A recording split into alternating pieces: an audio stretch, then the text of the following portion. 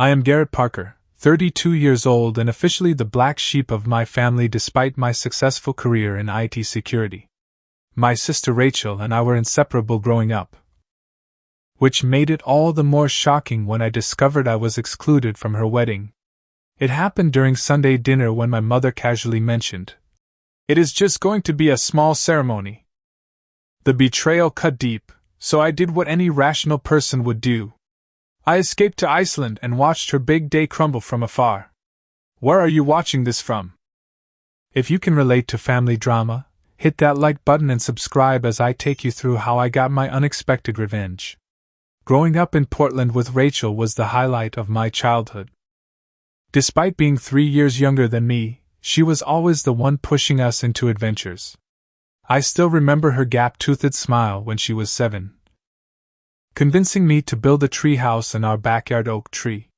The structure was questionable at best, but she never doubted my architectural abilities for a second. We were different in many ways. While I preferred the quiet comfort of my room with computer parts scattered across my desk, Rachel thrived in social settings. She was a natural performer, the lead in school plays, and everyone gravitated toward her magnetic personality. But our differences never drove us apart. Instead, they created a perfect balance. Throughout middle school, I became her unofficial bodyguard. Rachel was beautiful and popular, which unfortunately attracted unwanted attention.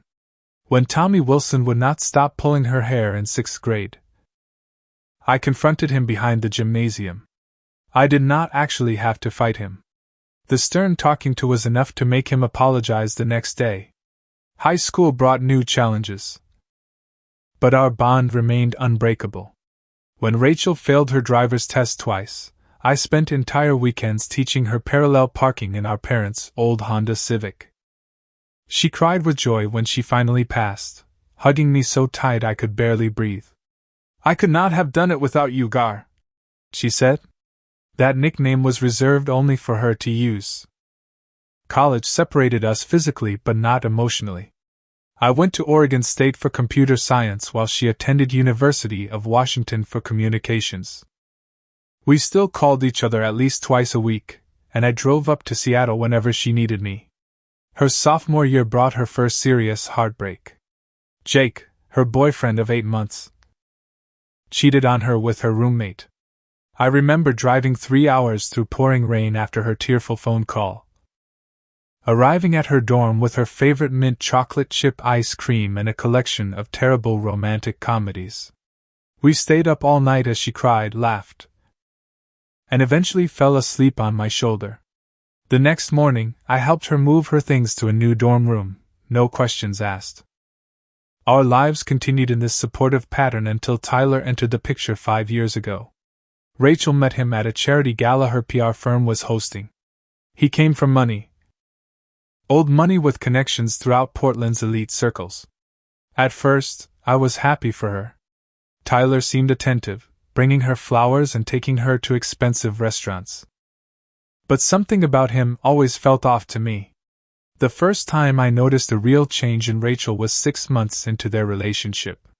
We had plans for our traditional monthly sibling dinner, something we had maintained religiously even as adults. She canceled last minute with a text message saying Tyler had surprised her with concert tickets. I understood, of course. But it became a pattern. Our monthly dinners became bi-monthly, then quarterly, then almost non-existent. Tyler had a way of isolating her that was subtle but effective. He never outright forbade her from seeing me or our parents, but he always had a competing priority, a better offer, a reason why his plans should take precedence. When I tried talking to Rachel about it, she brushed it off. "He just wants to build a life together, Garrett. You will understand when you find someone." The real shift in family dynamics happened when Tyler charmed our parents. Mom and Dad were always somewhat traditional, valuing conventional success markers like marriage, homeownership, and prestigious careers. I had disappointed them by choosing technology over the family accounting business. My father never understood why I would play with computers when I could have a guaranteed partnership track. Tyler, however, checked all their boxes. His family owned a chain of luxury car dealerships across the Pacific Northwest. He had an MBA from Stanford. He played golf with my father and brought my mother expensive wines from his family's collection. Within a year, he was the son they never had. While I became increasingly peripheral to family gatherings, the political differences did not help either. Our last major argument happened during Thanksgiving 2 years ago. My parents and Tyler started discussing tax policies that would benefit the wealthy, and I could not help pointing out how these same policies hurt working-class families. The table went silent before my father muttered, "Always the radical, aren't you, Garrett?" Tyler smirked while Rachel looked uncomfortable, studying her plate instead of meeting my eyes. Despite these tensions, I never imagined being excluded from my only sister's wedding. Rachel and I still texted occasionally, and she would call on my birthday or major holidays. I thought our bond, though strained, was unbreakable. I was wrong. The revelation came during what should have been an ordinary Sunday dinner at my parents' house 3 months before the wedding. I had been invited, somewhat surprisingly, after missing the previous 2 family gatherings due to work commitments.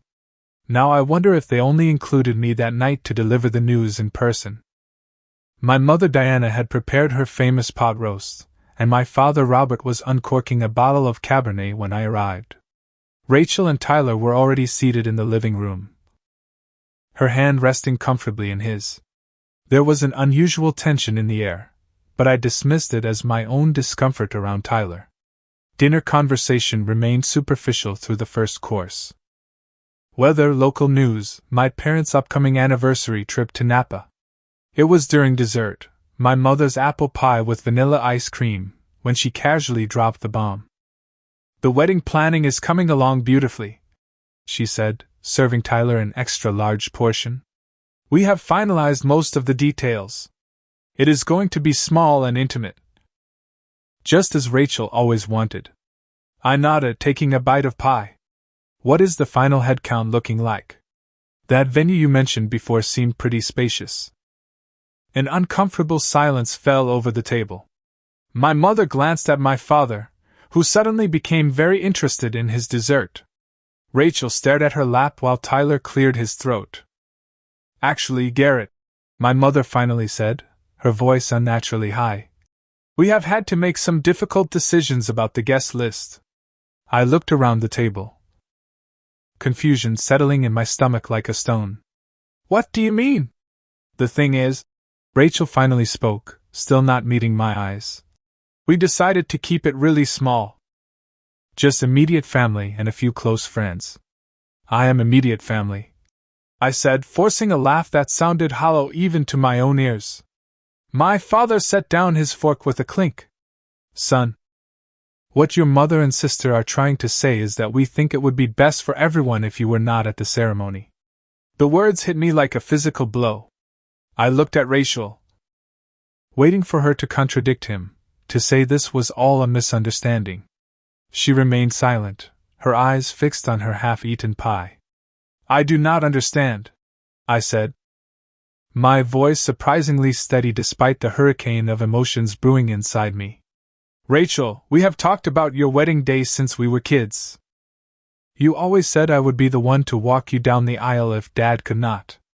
"Things change, Garrett," Tyler interjected, placing his arm around Rachel's shoulders. "We want the day to be perfect, without any potential for, well, disruptions." "Disruptions?" I repeated. "What disruptions could I possibly cause at my own sister's wedding?" My mother reached across the table, her hand stopping short of touching mine. "Honey, we know you and Tyler have had your differences. And your political views can be a bit, shall we say, passionate. The Harrisons are very traditional people, and some of Tyler's family are quite influential." The truth dawned on me with sickening clarity. I was being excluded because I did not fit the image Tyler wanted to project to his rich, conservative family and friends. And my parents and sister were allowing it. "Rachel," I said, focusing solely on my sister, "is this really what you want?" She finally looked up, her eyes glistening with unshed tears. "It is nothing personal, Garrett. We just have venue restrictions and Tyler's family has certain expectations. You understand, right?" I did not understand. Not at all. How could my own sister, the same girl I had protected and supported throughout her entire life, now choose to exclude me from one of the most important days of her life? "We thought," my father added, "that you could still attend the reception later. That would be a fair compromise, would not it?" A compromise. As if my presence at my sister's wedding was some kind of negotiation point. As if I was a problem to be managed rather than family to be included. I remained outwardly calm as I placed my napkin beside my plate and stood up. "I see. Well, thank you for dinner. And for your honesty. Garrett, please." Rachel started, but I was already moving toward the door. "Congratulations on your wedding, Rachel. I hope it is everything you and Tyler want it to be." I left without looking back, the sound of my mother calling my name fading as I got into my car and drove away. The calm I had maintained throughout dinner dissolved the moment I entered my apartment. I threw my keys against the wall, watching them fall to the floor with a clatter that did nothing to release the pressure building in my chest. The week that followed was a blur of numbness and rage. I called in sick to work, something I had never done before, and spent days alternating between staring at my ceiling and pacing my apartment. I could not eat. I could not sleep. Every time I closed my eyes, I saw Rachel's face, unable to look at me as she chose her fiancé's wishes over our lifelong bond. By day 5, I had stopped answering calls from my parents. They left voicemails expressing concern but never an apology. Rachel texted once, a brief message saying she hoped I was okay and that we could talk soon. I did not respond. On day 7, my best friend Marcus let himself into my apartment using the spare key I had given him years ago. He found me unshaven, unwashed, surrounded by takeout containers I had barely touched. "Jesus, Garrett," he said, taking in the scene before him. "I have been calling you for days. Phone died." I mumbled, though we both knew it was a lie. Marcus opened curtains, dumped old food, and eventually coaxed me into the shower. When I emerged, cleaner but no less hollow, he had made coffee and ordered fresh groceries to be delivered. "Want to talk about it?" he asked, sliding a mug toward me. The whole story poured out of me then, every painful detail of the dinner and the betrayal I felt.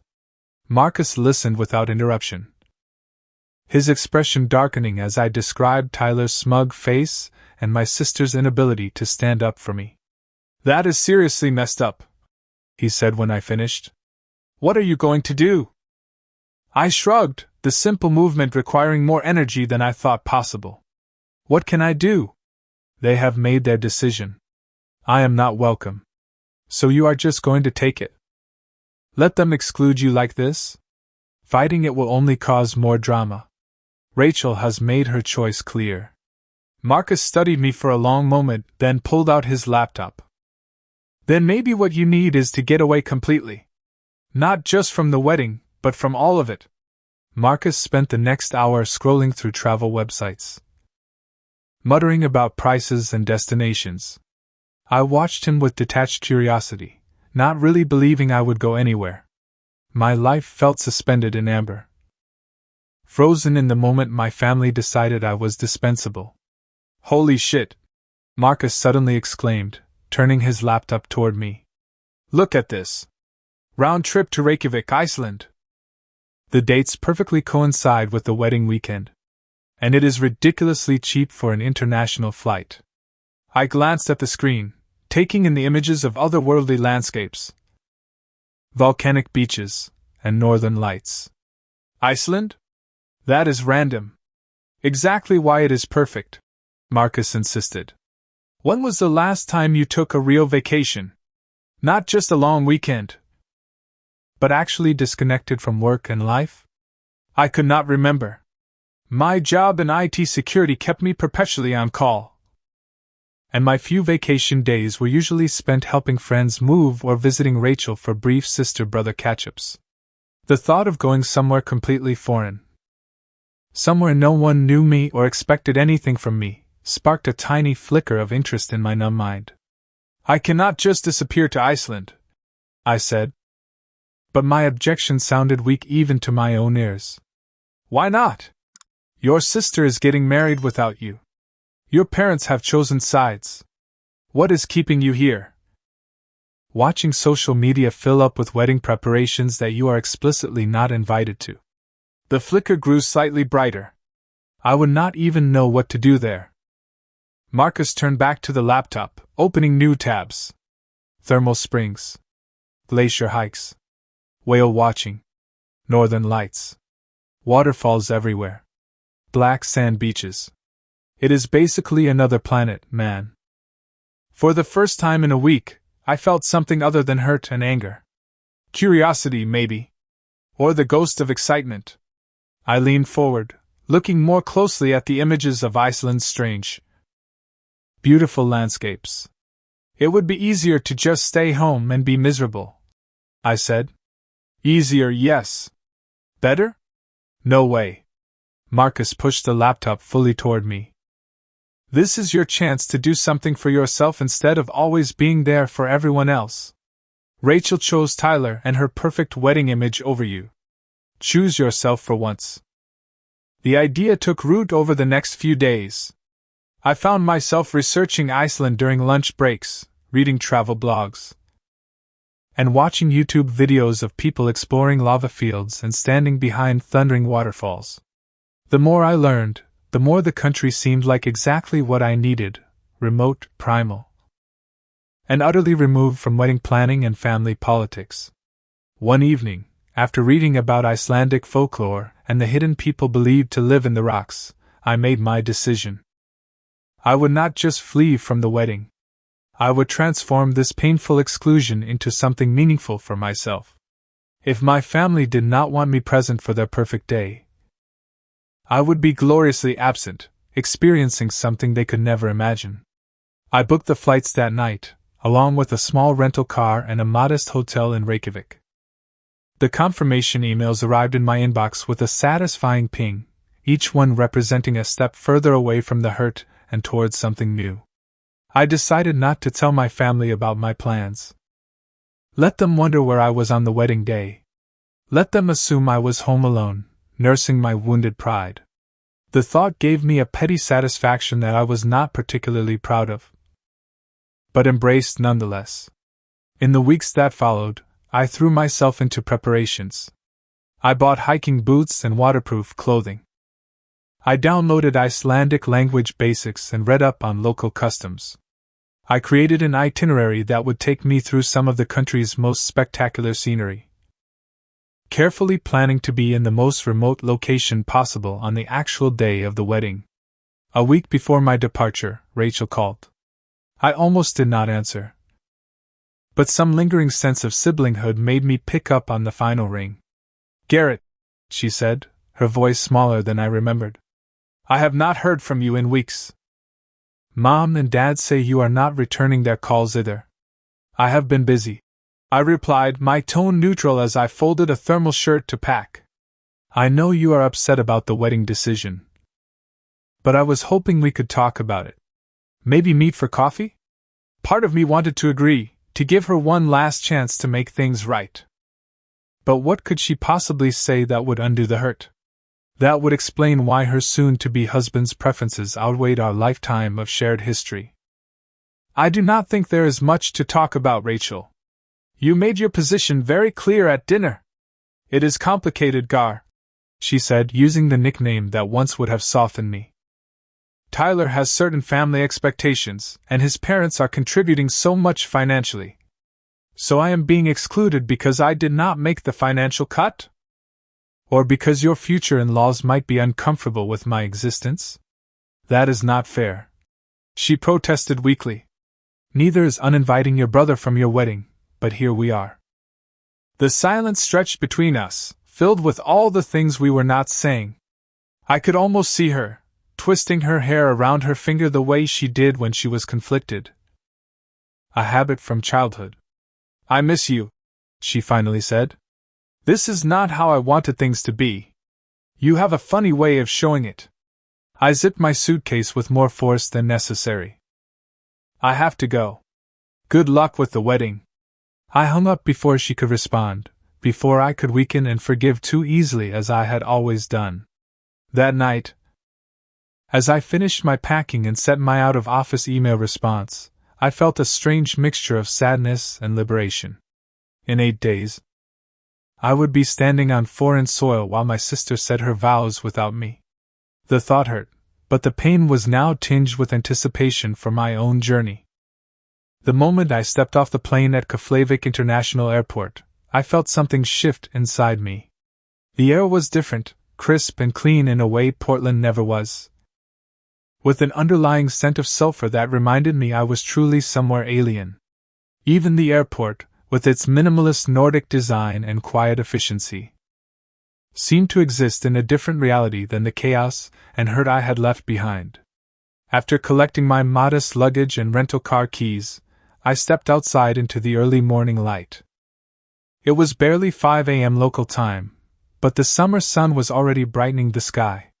The landscape around the airport was flat and lunar, covered in moss and volcanic rock that stretched to the horizon. It looked nothing like the lush greenery of Oregon.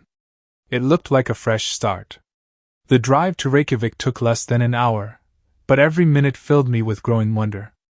No trees, just vast expanses of black and green, punctuated by distant mountains and steam rising mysteriously from the ground. I found myself smiling for what felt like the first time in months. My hotel was a small, modern building near the harbor. The receptionist greeted me with perfect English and a genuine warmth that immediately made me feel welcome. "First time in Iceland?" she asked, handing me my room key. "First time anywhere in years," I admitted. "Then you must make the most of it." She smiled. "There is a tour leaving from the lobby tomorrow morning. Northern Circuit. Very beautiful. Not many tourists." I thanked her and headed to my room.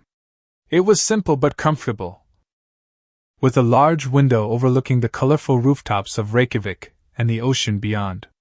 I unpacked quickly, then stood at the window, watching seabirds wheel over the harbor. The exhaustion of the long flight suddenly hit me, and I collapsed onto the bed, falling into the first truly peaceful sleep I had experienced since that fateful dinner. I woke to evening light still streaming through the window. For a moment, I was disoriented, the unfamiliar room confusing my sleep-addled brain. Then it all came flooding back: Iceland. The escape. Rachel's wedding still 11 days away. After a quick shower, I ventured out into the city. Reykjavik was alive with people enjoying the endless summer daylight, sitting at outdoor cafes and strolling along the harbor. I found a small restaurant and ordered the catch of the day, listening to the lyrical cadence of Icelandic conversations around me. No one here knew me. No one had expectations or judgments. The anonymity was intoxicating. The next morning, I joined the tour the receptionist had recommended. The group was small. Just 6 of us plus the guide, a tall, bearded man named Magnus who looked exactly like what I imagined a Viking descendant should look like. "Welcome to the land of fire and ice," he greeted us as we boarded the small van. "My name is Magnus, and I will show you the Iceland that tourists usually miss. Over the next 10 hours. Magnus led us through a landscape that seemed increasingly impossible. We hiked to a waterfall that fell into a natural amphitheater of black basalt columns. We walked across fields where the ground literally steamed beneath our feet. We stood at the edge of a lake so still it perfectly mirrored the mountains surrounding it. Throughout the day, Magnus shared stories of Icelandic folklore, pointing out rock formations where hidden people were said to live. "We Icelanders have a different relationship with nature," he explained as we rested near a steaming fumarole. "We do not try to conquer it. We live alongside it, respecting its power." There was something about his words that resonated deeply with me. For too long, I had been trying to fit into my family's expectations, to smooth over differences, to make things work despite the fundamental disconnect between us. Perhaps it was time to respect the natural order of things, even if that meant accepting the painful reality of growing apart. As the tour continued over the following days, Magnus became not just a guide but a friend. He seemed to sense that I was running from something and never pushed for details, but his quiet wisdom offered perspective I had not expected to find. On the fourth day, I decided to turn off my phone completely. The constant checking for messages from Rachel or my parents was keeping me tethered to the very pain I was trying to escape. Magnus nodded approvingly when I told him of my decision. "Sometimes we need to lose connection to find ourselves," he said. In what could have been a cheesy platitude but somehow felt profound in the shadow of a 10,000-year-old glacier. The physical challenges of Iceland helped process my emotional turmoil. Hiking up volcanic slopes until my legs trembled. Standing beneath waterfalls powerful enough to drown out all thought. Soaking in natural hot springs until my skin pruned and my mind emptied of everything but present sensation.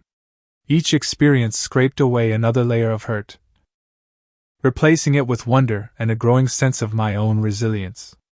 I met other travelers along the way, each with their own stories. A Canadian woman recovering from divorce. A German couple celebrating retirement. 2 American college friends on a graduation trip. Their lives and reasons for travel were vastly different, but we connected over shared experiences of Icelandic beauty and the peculiar liberation of being far from home. Photography, a hobby I had neglected for years, became my way of processing what I was seeing and feeling. My phone filled with images, the midnight sun casting golden light on black sand beaches, tiny Arctic flowers pushing through volcanic soil. My own reflection in glacial pools, looking increasingly at peace. One evening, about a week into my trip, I stood on Rianisjura Beach, watching massive waves crash against towering sea stacks. The black sand stretched before me like an alien shoreline, and in that moment, I felt something shift and settle within me. The exclusion from Rachel's wedding still hurt, but it no longer defined me. I was more than the rejected brother, the family disappointment, the uninvited guest. I was a person standing on the edge of the world. Small against the vastness of nature but somehow more substantial than I had been before. That night, back at my hotel, I finally checked my email. There were several messages from my parents, increasing in urgency. The most recent, sent just hours earlier, had a subject line that made my heart skip. "Wedding emergency, please call." For a moment, I considered ignoring it, maintaining the peaceful distance I had created. But curiosity and lingering family loyalty won out. I opened the email and began to read, watching as my family's perfect wedding plans crumbled from afar. The actual wedding day found me hiking the rim of Kerry, a volcanic crater lake in southern Iceland. The water below was an impossible shade of blue, contrasting dramatically with the red volcanic rock surrounding it. I had deliberately chosen this remote location for today, wanting to be as physically distant from Portland as possible when Rachel walked down the aisle without me. But as I reached the highest point of the crater rim, curiosity got the better of me. I pulled out my phone, turned it on, and watched as notification after notification flooded the screen. 27 missed calls. 42 text messages. 15 voicemails. All from my parents, Rachel, and even Tyler. I sat on a rock overlooking the crater, taking deep breaths of the clean Icelandic air before opening the first message. It was from my mother, sent 3 days earlier. "Garrett, please call as soon as you get this. There is a problem with the wedding officiant." The next, from my father. "Son, I know you are upset, but we could really use your help. The wedding venue has had a pipe burst, and there is significant water damage. They have cancelled all events for the next month." Rachel's messages were increasingly frantic. "Dar, where are you? The catering company just went bankrupt and took our deposit. Mom is having a meltdown. Garrett, please. Everything is falling apart. Even Tyler is panicking. We need your help. I should never have let them exclude you. I am so sorry. Please call me. Even Tyler had messaged. Garrett, I know we have had our differences, but Rachel needs you. I have never seen her this upset. I scrolled through the messages with a strange sense of detachment, almost as if I were reading about strangers rather than my own family. The wedding that had been so carefully planned, so perfect that it could not include someone as potentially disruptive as me, was apparently imploding spectacularly. As I listened to the voicemails, the full extent of the disaster became clear. The officiant had cancelled due to a family emergency. The backup venue they had secured after the flooding was now demanding triple the original price.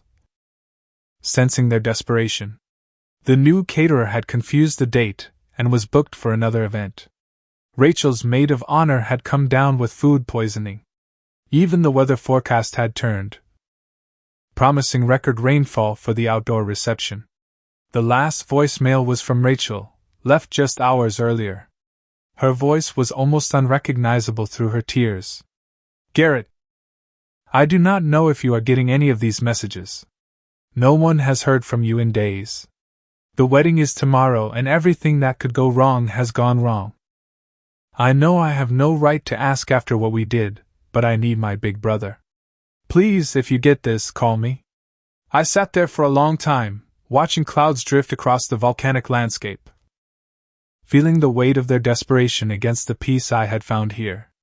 Part of me, the part still raw from rejection, felt a bitter satisfaction. Karma, perhaps? Or cosmic justice for excluding the one person who had always been Rachel's support system. But beneath that petty satisfaction was genuine concern for my sister. Despite everything, I loved her. The thought of her in tears on what should have been the happiest day of her life tugged at the protective instinct I had never fully shed. I checked the time difference. It was early evening in Iceland, which meant mid-morning in Portland. The wedding was scheduled for 4 p.m. their time. There were still hours left to potentially help, even from thousands of miles away. I called Marcus, who picked up immediately. Dude, where have you been? Your family is losing their collective minds trying to reach you. I am in Iceland, remember? I turned off my phone for a few days. What is happening there? Marcus gave me a detailed account that confirmed the messages I had received. It is bad, man. I have never seen a wedding fall apart so completely. Your sister is a wreck. Your mom has taken to her bed with migraine. Your dad is throwing money at problems but nothing is sticking. And Tyler? Marcus snorted. Tyler is showing his true colors. Blaming everyone, yelling at vendors, making Rachel cry even more. His perfect day is ruined and he cannot handle it. I closed my eyes, imagining the scene.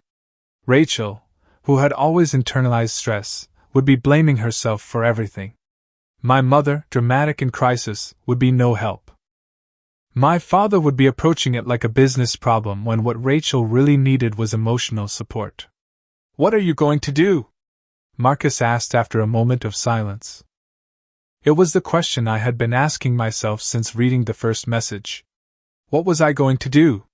Fly home immediately, arriving jet-lagged and resentful to save the day? Stay in Iceland and let them handle the mess they had created? Neither option felt right. I am going to help, I finally said. But on my terms and from right here. I returned to my hotel and set up Command Central in my room. The high-speed Wi-Fi became my lifeline as I connected to the chaos unfolding across the ocean. First, I video-called Marcus, who had already volunteered to be my eyes and ears on the ground. I need you to go to my parents' house, I instructed him. That is where everyone is gathering to figure out the next steps, right? Marcus agreed, and 30 minutes later, I was looking at a video feed of my family's living room, where Rachel sat red-eyed on the couch, my father paced with his phone pressed to his ear, and my mother dabbed at her eyes with a tissue. Tyler stood by the window, arms crossed, jaw tight with frustration. Garrett? Rachel gasped when she saw me on Marcus's screen. Where are you? What is that view behind you? I am in Iceland, I said simply. And I am going to help you fix this wedding, but I need everyone to calm down and listen. The revelation of my location caused a moment of stunned silence, followed by a barrage of questions and exclamations. I held up my hand until they quieted. Yes, I am in Iceland. Yes. It was planned to coincide with the wedding I was not invited to. No, I am not coming back today. But I am going to do everything I can to help from here, if you will let me. Rachel nodded tearfully while my parents exchanged guilty glances. Tyler looked like he wanted to object but wisely kept his mouth shut. Good. Now let us tackle these problems one by one. First, the officiant. Over the next 4 hours, I worked my network remotely, calling in favors and making connections through the hotel's Wi-Fi that occasionally dropped at crucial moments. Adding to the stress, my job in IT security had put me in contact with people across various industries, and I had always made a point of maintaining good relationships. My first call was to Professor Jenkins, my old philosophy teacher who had become a close friend.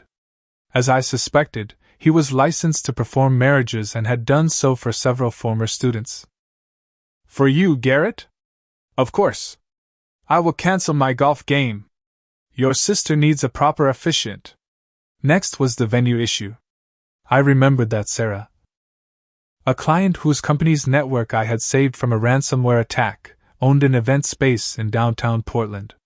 It was typically booked months in advance, but worth a try. You literally saved my company thousands of dollars and prevented a data breach that could have destroyed us, Sarah said when I explained the situation. Consider this my thank you. The space is yours tomorrow. No charge. The catering was trickier. Most quality services were booked well in advance, especially for weddings. I called 5 different companies before reaching Carlos, the owner of a small but excellent Mexican restaurant where I had once held a work event. Tomorrow?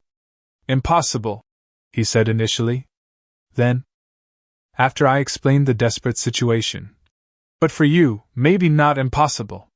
It will not be the fancy wedding dinner they planned, but I promise the food will be amazing. As each piece fell into place, I could see the relief spreading across my family's faces through Marcus's video feed. Rachel had stopped crying and was taking notes as I provided details. My father had ceased his pacing and was making confirmation calls. Even my mother had emerged from her migraine to help. Only Tyler remained aloof, occasionally making comments about how this was not what we planned, and not the caliber of wedding we envisioned. Each time, I bit back a retort about beggars not being choosers. This was for Rachel, not him. The international connection made everything more complicated. Calls dropped. Time zone differences meant some contacts were unreachable. The hotel Wi-Fi slowed to a crawl during peak hours. My laptop overheated from continuous use, requiring me to periodically cool it by the open window overlooking Reykjavik. Despite these challenges, by late evening Iceland time, early afternoon in Portland, we had cobbled together a wedding that might not match the original vision, but would certainly be memorable. Professor Jenkins as officiant. Sarah's downtown event space. Carlos's restaurant catering. A local band Marcus knew agreed to play at the reception. My mother's friend offered to do emergency floral arrangements. I cannot believe you did all this from another continent, Rachel said when we had a moment alone on the video call. Marcus had tactfully taken his phone to another room, leaving us to talk privately. And I cannot believe you are in Iceland right now. Believe it, I said, turning my phone to show her the view from my window. Land of fire and ice. Her eyes filled with tears again, but these seemed different from the panicked ones earlier. I am so sorry, Garrett. I should never have let them talk me into excluding you. This whole disaster feels like karma. Maybe it is, I admitted. But that does not mean you deserve to have your wedding ruined. Will you come back for the reception? We could send you a ticket right now. Tyler's parents would cover it. She looked so hopeful that it hurt. I thought about it. Truly considered abandoning my carefully planned Iceland itinerary to return to Portland, to step back into the family dynamic that had caused me so much pain. The old Garrett would have done it without question, always putting others' needs before his own. But Iceland had changed something in me. No, I said gently. I am going to finish my trip. You are going to have your wedding with the backup plans we have made. And when I get back, we can talk about everything. Really talk. Disappointment flashed across her face, quickly replaced by understanding. Okay. I respect that. And Garrett? Thank you. For helping even when you had every right not to. After we disconnected, I stood by the window for a long time, watching the midnight sun cast long shadows across Reykjavik's colorful buildings. There was a strange satisfaction in having help from afar, in being the bigger person without sacrificing my own journey. It felt like growth, like finding a balance I had never quite managed before. Later that night, my phone pinged with a message from Rachel. It was a photo of her in her wedding dress during the final fitting, looking radiant despite the stress of the day. Wish you were here to see this in person tomorrow, she had written. But I understand why you are not. Love you, Gar. I sent back a photo I had taken earlier that day of the volcanic crater lake, its blue waters gleaming in the endless sunlight. Wish you could see this too. Good luck tomorrow. Love you too, Ratch. It was not perfect reconciliation. There were still hurt feelings and conversations to be had. But it was a start, and for now, that was enough. The final days of my Iceland trip took on a different quality after the wedding day crisis. I continued exploring the country's otherworldly landscapes, but with a lighter heart and clearer mind. The blue ice caves of Vatnajökull Glacier, the otherworldly rock formations of Dimmuborgir, the powerful Dettifoss waterfall, its spray creating rainbows in the perpetual summer sunlight. Magnus continued to be my primary guide, our friendship deepening as we traversed the country. When I shared a condensed version of the family drama that had brought me to Iceland, he nodded thoughtfully. We have a saying here, he told me as we sat beside a steaming hot spring. Our semmer vilji or vegar. Where there is a will, there is a way. But sometimes the way forward is not the one you expected to take. His perspective, shaped by growing up in a harsh but beautiful environment where nature demanded both respect and adaptability, helped me see my family's situation through new eyes. The Icelandic people had survived centuries of volcanic eruptions, harsh winters, and isolation by being both resilient and pragmatic. Perhaps I could learn from that approach. Marcus kept me updated on the wedding aftermath through occasional texts and photos. The ceremony had proceeded with the backup plans we had arranged. The photos showed Rachel looking beautiful despite everything, though I noticed the strain around her eyes. My parents appeared appropriately parent of the bride proud, if somewhat subdued. Tyler, predictably, looked displeased with the scaled-down proceedings. Your sister kept looking around during the ceremony, Marcus reported. I think she was hoping you would make a surprise appearance. I felt a twinge of guilt at that, but it was overshadowed by the certainty that I had made the right decision for myself. I had helped from afar, but maintained the boundary I needed. It was a new way of being there for my family without losing myself in the process. When the time came to return to Portland, I made an impulsive decision to extend my stay by 3 days. The original plan had been to return immediately after the wedding, to be available for the reception if I changed my mind. But Iceland had more to show me, and I was finally learning to prioritize my own journey. I sent a brief message to my family explaining my decision. My mother responded with thinly veiled disappointment. My father, surprisingly, sent his first solo text in years. Enjoy yourself, son. We will be here when you get back. Rachel's response was a simple photo of her looking genuinely happy at the reception, with the caption, taking your advice and finding joy in the imperfect. Stay as long as you need. Iceland looks amazing. When I finally did return to Portland, I arrived with a clarity I had never possessed before. My apartment, once a refuge from family tension, now felt confining after the vast openness of Iceland. I immediately began making changes, removing clutter, adding plants, hanging prints of my Iceland photographs, physical manifestations of my internal shift. I gave myself a week to readjust before reaching out to my parents. The conversation took place on their territory, the familiar dining room where the wedding exclusion had first been announced. This time, I sat differently, back straight, voice steady. "I want to be clear about something," I began, looking each of them in the eye. "What happened with Rachel's wedding hurt me deeply. Not just the exclusion itself, but the fact that all of you valued appearances and Tyler's preferences over our relationship." My mother started to interject, but I held up my hand. "Please let me finish. I am not here to rehash arguments or make you feel guilty. I am here to establish new boundaries. I love you both, and I want a relationship with you, but it has to be one based on mutual respect." My father, never comfortable with emotional conversations, shifted in his seat. "We did what we thought was best at the time. I understand that," I replied. "But your best hurt me. And going forward, I need acknowledgement of that hurt and a commitment to do better."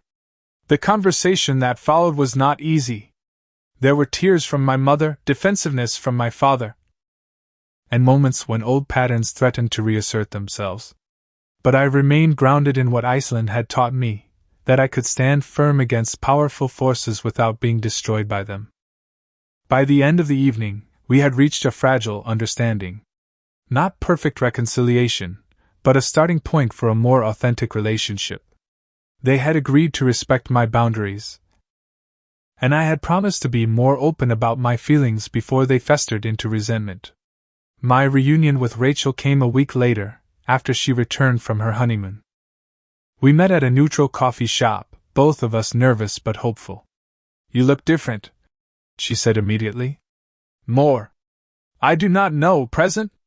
Iceland will do that to you." I smiled. "How was the honeymoon?" "Beautiful. Tense at times. Tyler was still upset about the wedding not being what we planned." She stirred her coffee absently. "He blamed you, you know, for not being there in person to fix everything." "That sounds like Tyler." She smiled sadly. "Yes, it does." Then, more seriously, "I am so sorry, Garrett. For everything. For letting them exclude you, for not standing up to Tyler, for only calling when I needed your help." "I know you are," I said, reaching across the table to squeeze her hand. "And I forgive you. But things need to change, Rachel. I cannot be the brother who always understands, always forgives unconditionally, always puts himself last. I do not want you to be that brother anymore," she said, surprising me. "Seeing how you handled everything from Iceland, helping without sacrificing yourself, it made me realize how much I have taken you for granted. How much we all have." We talked for hours, diving into old patterns, shared memories, and hopes for a healthier relationship moving forward.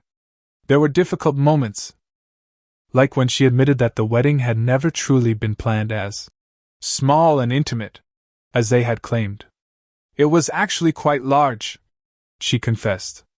"Almost 200 people. Tyler's entire extended family, all his business connections, my colleagues. That made it worse, knowing we had room for distant acquaintances but not my own brother." The admission stung, but I appreciated her honesty. By the time we parted, we had a tentative plan for rebuilding our relationship. Weekly dinners, just the two of us. A boundary-setting conversation with Tyler present. Small, manageable steps towards something new. Tyler remained coldly civil when I eventually saw him at a family dinner. His handshake was firm but brief, his smile never reaching his eyes. I found, to my surprise, that his opinion mattered less to me now. I could be polite for Rachel's sake without needing his approval or friendship. As weeks passed, I found myself reflecting often on what Iceland had taught me. The experience had shifted something fundamental in how I viewed myself and my place in the world. Like the Icelandic landscape, constantly being reshaped by volcanic activity and glacial movement, I too could transform and adapt without losing my essential nature. Magnus and I kept in touch through occasional emails. He sent photos of new places he had discovered. I shared updates on my family reconciliation. "You should return in winter," he wrote. "The darkness and northern lights show you a completely different Iceland. Sometimes you need to see both the midnight sun and the polar night to understand a place fully." I began planning that winter trip, this time inviting Marcus to join me. He had been my lifeline during the crisis, and I wanted to share the beauty of Iceland with someone who would truly appreciate it. "Iceland in winter?" he questioned when I proposed the idea. "That sounds intensely cold and dark."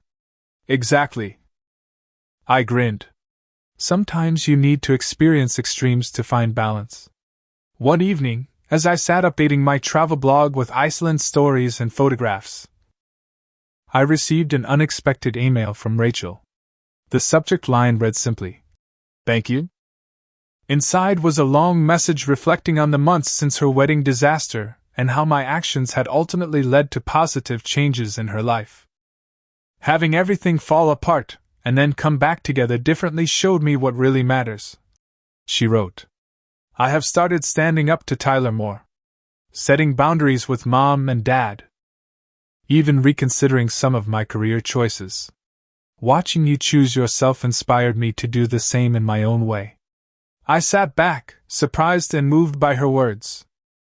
When I had booked that impulsive trip to Iceland, fleeing hurt and seeking distraction, I could never have imagined it would create ripples of change beyond my own life. That my small act of self-preservation would inspire my sister to find her own voice. As I look at the framed photograph on my wall, a self-portrait taken on that black sand beach where I had my breakthrough moment, I see someone different from the man who left Portland feeling rejected and wounded. The midnight sun illuminates my face with a clarity that seems symbolic now. Iceland did not just give me an escape. It gave me perspective, strength, and the courage to redefine what family means on my own terms. And if you have ever felt excluded, undervalued, or taken for granted by those who should cherish you most, I hope my story offers some comfort. Sometimes the path to healing requires distance.